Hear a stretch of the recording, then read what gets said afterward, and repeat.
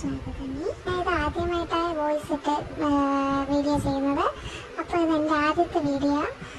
ഞാൻ ആദ്യമായിട്ട് ഉണ്ടാക്കുന്നത് ഹെൽത്തി ചിക്കൻ മന്തിയാണ്. ഓയിൽ ഫ്രീ ആണ്. ഇതിന് ഓയിൽ ഒട്ടും ചേർക്കുന്നില്ല. അപ്പോൾ ഞാൻ ആദ്യം എടുത്തേക്കുന്ന ബസ്മതി റൈസാണ്. 1.5 കപ്പ് റൈസ് എടുത്തിട്ടുണ്ട്. അത് നമുക്കൊരു 3-4 വെള്ളത്തിൽ കഴുകാമേ. ഇതിലിപ്പോൾ ഞാൻ ഒരു തവണ കഴുകുന്നത് ഈ വീഡിയോയിൽ ഇട്ടിട്ടുള്ളേ. അപ്പോൾ എല്ലാവരും ചെയ്യുമ്പോൾ 3-4 വെള്ളത്തിൽ കഴുകിയെടുക്കുക. എന്നിട്ട് കുറച്ച് വെള്ളത്തിൽ 20 മിനിറ്റ്സ് ഒക്കെ ചെയ്യാൻ വയ്ക്കാം. അത് കഴിഞ്ഞിട്ട് നമുക്ക് ചിക്കൻ എടുക്കുക. ചിക്കൻ എടുത്ത് മാരിനേറ്റ് ചെയ്യാൻ വേണ്ടിയിട്ടാണ്. അപ്പോൾ ആവശ്യത്തിനുള്ള ചിക്കൻ എടുക്കുക. ഞാനൊരു 500 ഗ്രാംസ് അടുപ്പിച്ച് ചിക്കൻ എടുത്തിട്ടുണ്ട്. ഇത് നമുക്ക് ഇതിലേക്ക് നല്ലതുപോലെ ഈ ലെഗ് പീസൊക്കെ എടുക്കുന്നെങ്കിൽ നല്ല കുത്തിട്ട് കൊടുക്കുക. ഇതിപ്പോൾ വീട്ടിലത്തെ ആവശ്യത്തിനായതുകൊണ്ടാണ് ഞാൻ ഈ കുഞ്ഞു പീസൊക്കെ എടുത്തേക്കുന്നത്.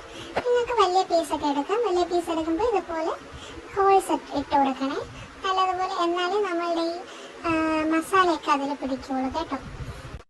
ഓക്കെ, ആദ്യം ബേ ലീഫ്, പിന്നെ ഉണക്ക നാരങ്ങ, പട്ട, 2 ഏലക്ക, 2-4 ഏലക്ക ഇടാം.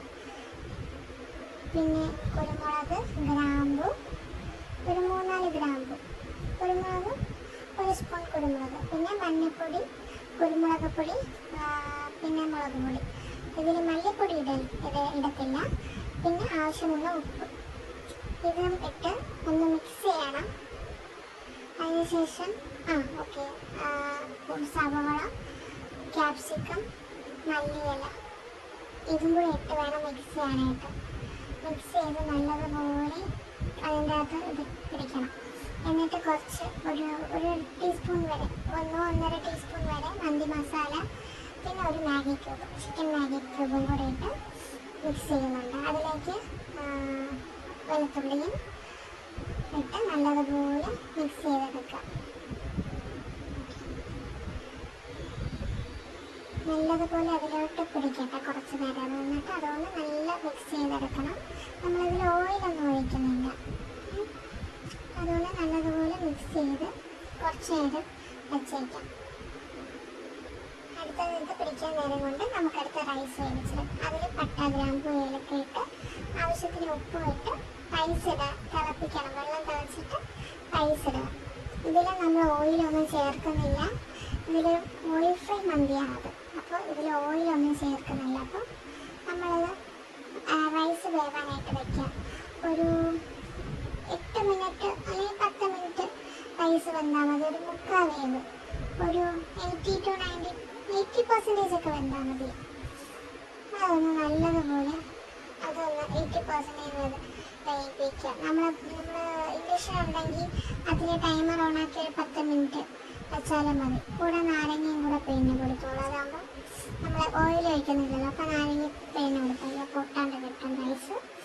അതിന് ശേഷം കുക്കർ ലൈറ്റ് ഫ്ലെയിമിൽ വെച്ച് സിമ്മിൽ വെച്ചിട്ട് വേണം കുക്കർ വയ്ക്കാൻ. അത് അടച്ച് വെച്ചു.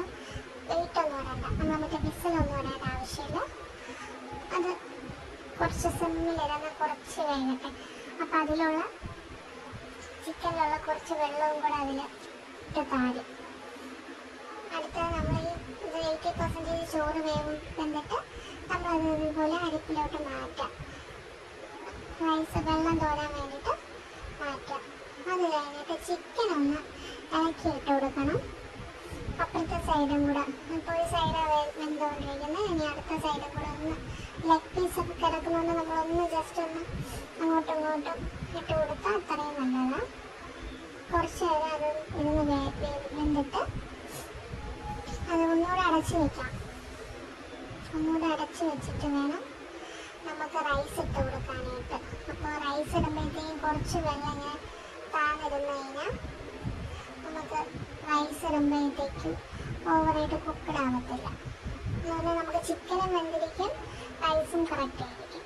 അപ്പോൾ ഇങ്ങനെ ഇത്ര ഇതായിട്ട് വേണം ചിക്കൻ ഇരിക്കാനുള്ളത്. ഇനി ഇതിലേക്ക് നമുക്ക് റൈസ് ഇടണം.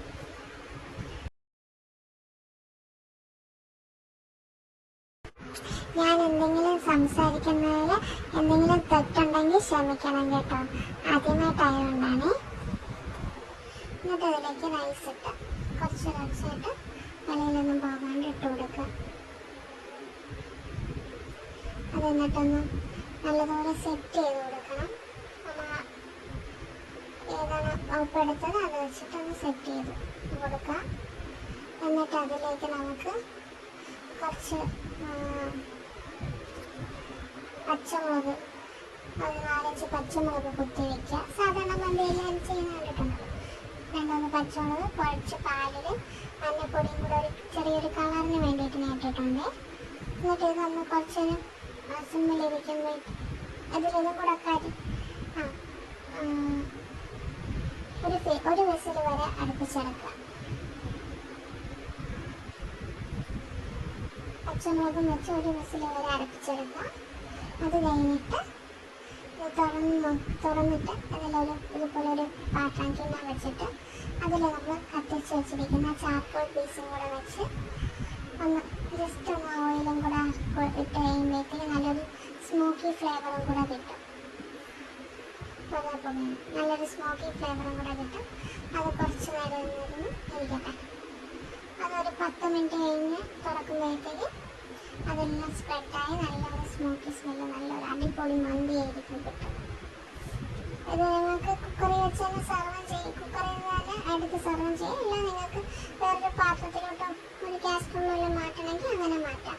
ഞാൻ ഇപ്പോൾ നിങ്ങൾ കാണിക്കാൻ വേണ്ടിയിട്ട് ഇതൊന്ന് ജസ്റ്റ് ഒന്ന് മാറ്റി കാണിച്ചു തരുന്നുണ്ട്. നമ്മൾ റൈസ് ആദ്യം ഇട്ടിട്ട് മുകളിൽ നമുക്ക് ലെഗ് പീസൊക്കെ വയ്ക്കാം.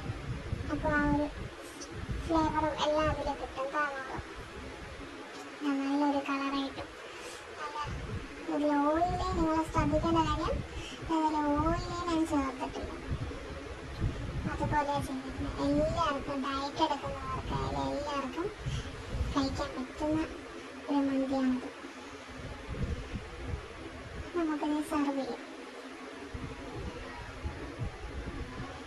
ഞാനതിൽ വെച്ചിരിക്കുന്ന മയോണൈസും ഹെൽത്തി മയോണൈസാണ്. അതിൻ്റെ ഒരു വീഡിയോ ഞാൻ ഇടുന്നതായിരിക്കും. ഇത് ടൊമാറ്റോ ചട്നിയാണ്. സൈഡിൽ കുക്കുംബറും കൂടെ വെച്ചിട്ടുണ്ട് ഗാർണിഷ് ചെയ്യാനായിട്ട്. അപ്പോൾ നിങ്ങൾക്ക് ഈ വീഡിയോ ഇഷ്ടപ്പെട്ടെങ്കിൽ ലൈക്ക് ചെയ്യുക, ഷെയർ ചെയ്യുക, സബ്സ്ക്രൈബ് ചെയ്ത് സപ്പോർട്ട് ചെയ്യുക. Thank you.